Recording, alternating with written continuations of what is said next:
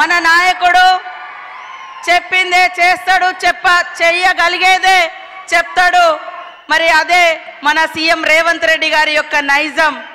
ఆ నైజం మరి కష్టమున్నా నష్టమున్నా ఇబ్బందులున్నా మరి ఎదుర్కొని ఈ స్థాయికి వచ్చి మీ కష్ట సుఖాలలో భాగం పంచుకొని మిమ్మల్ని అభివృద్ధి పదంలో తీసుకురావాలన్నటువంటి ఏకైక లక్ష్యంతో పని చేస్తూ ఈరోజు ఈ నియోజకవర్గానికి 800 కోట్లకు పైగా మరి నిధులు ఇచ్చినటువంటి మన మహానాయకుడు మన సీఎం గారికి స్వాగతం.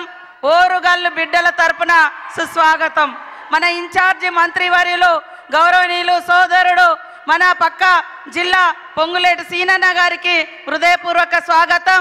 అదేవిధంగా మా సోదరిమణి మాకు తోడుగా ఉంటూ ఎప్పుడు మరి ప్రజలకు అందుబాటులో ఉండేటువంటి సురేఖక్క గారికి, కడియం కావ్య గారికి, వేం నరేందర్ రెడ్డి అన్న గారికి, మా సోదర ఎమ్మెల్యేలకు ఎమ్మెల్సీలకు, అదేవిధంగా బలరాం నాయక్ గారికి ఎంపీ, చామల కిరణ్ గారికి ఎంపీ పక్క భువనగిరి నియోజకవర్గం నుంచి వచ్చినటువంటి ఎంపీ గారికి, అదేవిధంగా కార్పొరేషన్ చైర్మన్లకు, వేదిక మీద ఉన్నటువంటి స్టేషన్ గన్పూర్ మండల నాయకత్వానికి, నియోజకవర్గ నాయకత్వానికి, ఉమ్మడి జిల్లాల నుంచి వచ్చినటువంటి జిల్లా అధ్యక్షులకు, పత్రికా మీడియా సోదరులకు, మరి వివిధ శాఖల అధికారులకు, పోలీస్ అధికారులకు అందరికీ కూడా మరొకసారి మా సీఎం రేవంత్ రెడ్డి గారి తరపున అభినందనలు, ధన్యవాదాలు తెలియజేస్తా ఉన్నాను.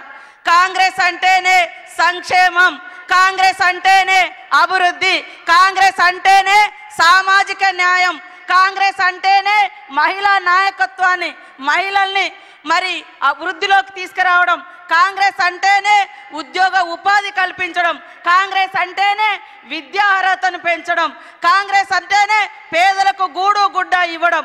ఇవన్నింటినీ ఈరోజు పట్టుకొచ్చినటువంటి మన నాయకుడు మన సీఎం గారు రేవంత్ రెడ్డి గారని ఈ సందర్భంగా తెలియజేస్తా ఉన్నాను. నిన్నటిదాకా మనం తెలంగాణ వస్తే ఇంటింటికో ఉద్యోగం అని రంగుల ప్రపంచాన్ని చూపించినటువంటి బీఆర్ఎస్ 10 ఏళ్లలో ఎన్ని ఉద్యోగాలు వచ్చినాయంటే మొత్తం 84,000 ఉద్యోగాలు కూడా రాలే.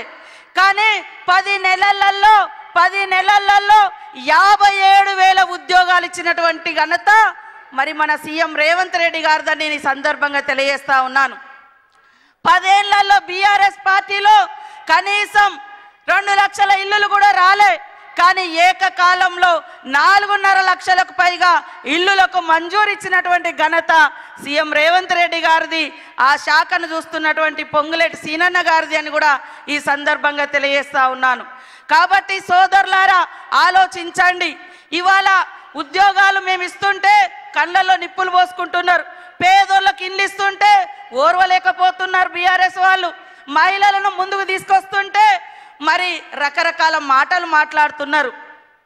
బీఆర్ఎస్ అంటేనే మహిళల్ని అణగదొక్కడం, బీఆర్ఎస్ అంటేనే అట్టడుగు వర్గాల్ని అణిచివేయడం, అహంకారాన్ని ప్రదర్శించడం. కాబట్టి ఇవాళ సామాజిక న్యాయం కాంగ్రెస్ తీసుకురావడం కోసమే 30 సంవత్సరాలుగా పెండింగ్లో ఉన్నటువంటి ఎస్సీ వర్గీకరణకు ఒక రూపం తీసుకొచ్చి మరి ఎస్సీ సోదరుల యొక్క మరి ఫలాలు అందరికీ చెందాలని వర్గీకరణ చేయడం జరిగింది. 100 ఏళ్ల తర్వాత బీసీ కులగన్న చేపడితే ఓర్వలేక బీజేపీ బీఆర్ఎస్ అక్కసు వెళ్ళగక్కుతున్నాయి. కాబట్టి మీరు అర్థం చేసుకోవాలి. అదేవిధంగా మా అక్క చెల్లెళ్లకు దాదాపుగా 21,600 కోట్లకు పైగా ఈ సంవత్సర కాలంలో వడ్డీ లేకుండా రుణాలు ఇచ్చినాం. ఇవాళ బస్సు ఫ్రీ కాదు, బస్సును నడిపే అధికారం మీకు ఇచ్చినాం. ఇవాళ బస్సుకు ఓనర్లను చేసినాం. ఇవాళ సోలార్ లైట్లు, సోలార్ విద్యుత్ పవర్ ప్లాంట్లు, సోలార్ ప్లాంట్లు నడిపేటువంటి ఓనర్లను చేసినాం. అక్కలారా ఆలోచించండి. మన కష్టం వస్తే తల్లిగారింటికి పోతాం, మన కష్టం వస్తే అన్నదమ్ముల ఇంటికి పోతాం.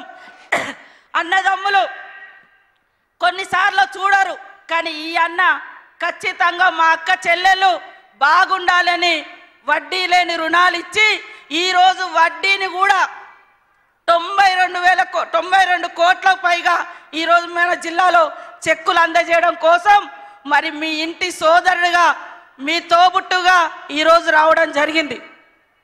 గత బీఆర్ఎస్ కాలంలో 3,500 కోట్ల రూపాయలు పావుల వడ్డీ ఇవ్వకుండా ఎగ్గొట్టిపోయారు. గత 5 సంవత్సరాలుగా లాస్ట్ ఒక్క ఉద్యోగం కూడా ఇవ్వలే. నోటిఫికేషన్ ఇస్తే ఉద్యోగాల కోసం 15 నోటిఫికేషన్లు, మరి ఎగ్జామ్ రాయకముందే పేపర్లు లీక్ అవ్వడం, ఎగ్జామ్ రాసినాక పేపర్ లీక్ అవ్వడం, గత 5 ఏళ్లలో ఒక్క ఉద్యోగం కూడా ఇయ్యలే. ఇది బీఆర్ఎస్ చరిత్ర. బీజేపీ ఏం చెప్తుంది? ఇక కులము మతము అంటారు తప్ప ఏ కులానికి కూడుబెట్టలేదు, ఏ కులం ఆత్మగౌరవాన్ని పెంచలేదు, ఏ మతానికి వాళ్ళు విలువనివ్వలేదు, ఏ మతానికి వాళ్ళు మరి చేరువగా వాళ్ళ యొక్క అభివృద్ధిని కాంక్షించలేదు. కేవలం వాళ్ళు కుల మతాలు రెచ్చగొట్టేది ఓట్ల కోసం, అధికారం కోసం. కాంగ్రెస్ చరిత్ర అంతా త్యాగాల చరిత్ర. నాడు గాంధీ గారి కానుంచి రాజీవ్ గాంధీ వరకు ఈ దేశం కోసం ప్రాణాలు ఇచ్చిన చరిత్ర, గూడు లేనోళ్లకు గూడు కట్టించినటువంటి చరిత్ర ఇందిరమ్మ రాజ్యంది.